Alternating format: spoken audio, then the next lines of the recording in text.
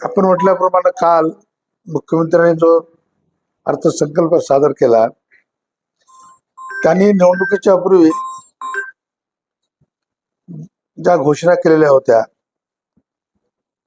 त्या घोषणेप्रमाणे जर पाहिलं तर ग्रामीण भागातील शेतकरी असो, शेतमजूर असो का छोटे मोठे कारखाने असो, त्याच्या संदर्भातली कुठलीच तरतूद पुरेशी अशी नाही नसल्यामुळे अत्यंत निराशाजनक अशा प्रकारचा हा अर्थसंकल्प आहे. उदाहरण द्यायचं तर ठरवलं आपण तर त्यांनी सांगितलं होतं की शेतीचं उत्पादन आम्ही दुप्पट वाढवू. दुप्पटचं उत्पादन वाढलं नाही. शेतीमालाला भाव देऊ. शेतीमालाला भाव अजिबात मिळालेला नाही. यंदा सोयाबीन, कापसी ह्या ज्या काही तुमच्या पिकांना सुद्धा अजिबात 3,800 रुपये भाव होता आणि आता कुठं 5,000 रुपयात गेलेला आहे. काय करायचं शेतकऱ्याने? पेस्टिसाइडचे भाव वाढलेले आहेत, बियाणाचे भाव वाढलेले आहेत, खताचे भाव वाढलेले आहेत आणि बाजारात कोणी मार्केटमध्ये कोणी माल घ्यायला तयार नाही. अशा प्रकारची अवस्था आहे. त्याहीपेक्षा मी आपल्याला सांगेन, हा अर्थसंकल्प उद्योगपतीसाठी सोयीस्कर आहे. विशेषतः मी पाहिलं आणि हे शहरीकरणासाठी आहे.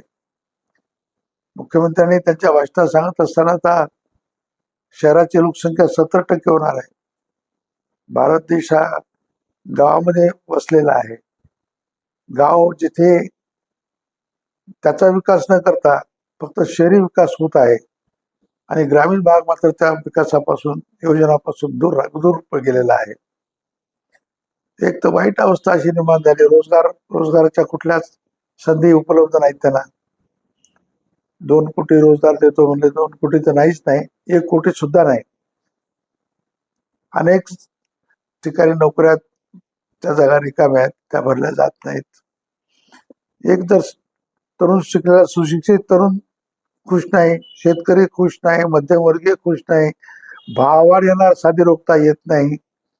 अशा अवस्थेमध्ये मेट्रो सारख्या योजना शहरामध्ये, मुंबई, पुणे, नागपूर ठीक आहे, आवश्यक असतात ह्या सुद्धा, पण त्या प्रमाणात हजारो कोटी रुपयाचा जो खर्च होतो आहे त्यांच्याकडे पाहिले तर शेतीच्या मनाने त्या 40% त्यांच्या म्हणण्याप्रमाणे गृहीत धरत 40% शेतकरी जर ग्रामीण भागात राहतो तर 40% बजेट आम्हाला शेतकऱ्याला का नसावं?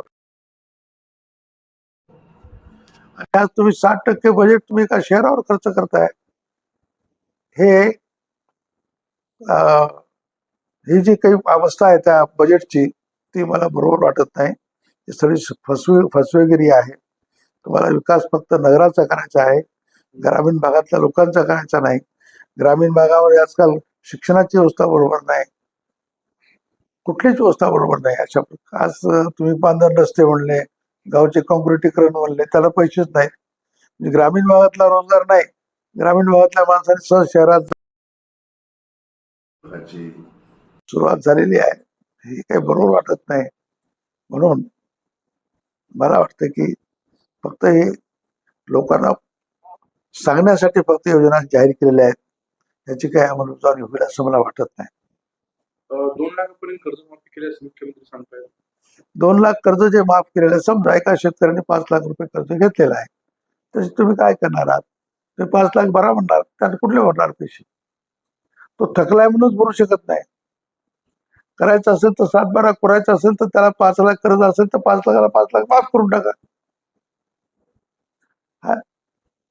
50,000 रुपये तुम्ही यांना देतो म्हणताय, त्यांनी 5 लाख उचलले आणि 5 लाख भरले, नियमित कर्ज फेडणारा तर तुम्ही काही सवलत देत नाही. ती सवलत द्यायला पाहिजे ना त्यांना सवलत नाही. आणि हे जे 2 लाखाचं ही सुद्धा फसवेगिरी आहे मोठ्या प्रमाणात. मागच्या वेळा असंच झालं, त्यांनी जाहीर केलं होतं पण देऊ शकले नाही आणि आजही तीच अवस्था होणार आहे. काल मुख्यमंत्र्यांनी 2047च्या विकासाच्या दृष्टिकोनानं अर्थसंकल्पातले सांगितले. हो, 2047 सांगतील ना 2055 सांगतील, त्याचा काय आजची काय अवस्था आहे? 47चं स्वप्न आम्हाला कशात दाखवताय तुम्ही? प्रश्न असा आहे की लोकशाहीमध्ये परिवर्तन होत असते, तुमच्या हातात काय आहे? आमचं म्हणणं असं आहे की तुम्ही आज काय करताय सांगा, काय करणार आहात? शेतीसाठी नवीन सिंचन योजना, त्याला प्रोविजन नाही, त्याला पैसे नाहीत त्याला. नदीजोड प्रकल्प होता, तो नदीजोड प्रकल्प करून सिंचनाची व्यवस्था तुम्ही सिंचन वाढविणार होतात, तर नदीजोड प्रकल्प सुद्धा सुरुवात केला नाही. फक्त घोषणा आहे त्याच्यामध्ये, पण प्रत्यक्षात कामच केलेलं नाही. आम्हाला आता कृष्णाचं जवळपास 31 का काहीतरी टीएमसी पाणी मिळणार आहे. त्याच्यानंतर मराठवाड्याला आम्हाला 19 टीएमसी पाणी मिळणार आहे. पण त्याची कुठं आहे? त्याला काहीच मंजुरी नाही, कुठं कुठं नमूद सुद्धा केलेलं नाही याच्यामध्ये अर्थसंकल्पामध्ये. मराठवाड्यासाठी काय नवीन असं काय की मराठवाड्यात कुठलाच उद्योग नाही. एखादा तरी उद्योग पाहिजे. नांदेड जिल्ह्यात तर सगळे उद्योग बंद पडले आमचे. टेक्सटाईल बंद पडलं, आपलं सूतगिरण्या बंद पडल्या, आमची उस्मानिया मिल होती ती एनटीची, ती सुद्धा बंद पडली. सरकीच आहे. मला सांगा, रोजगार कुठं उपलब्ध करण्यासाठी तुम्हाला इंडस्ट्रीज कुठे आहेत आमच्याकडे? छोटे मोठे कारखाने आहेत, त्या कंट्रोलला तर आम्ही पहिला अर्धे तर बंदच आहेत त्यातले, कळलं की नाही? म्हणून आमचं म्हणणं आहे की कृषी उद्योग समाज रचना पाहिजे. कृषी उद्योग समाज रचना जर झाली तर शेतकरी आणि मजूर सर्व एका ठिकाणी कामाला लागू शकतात, तसं लागू शकतात.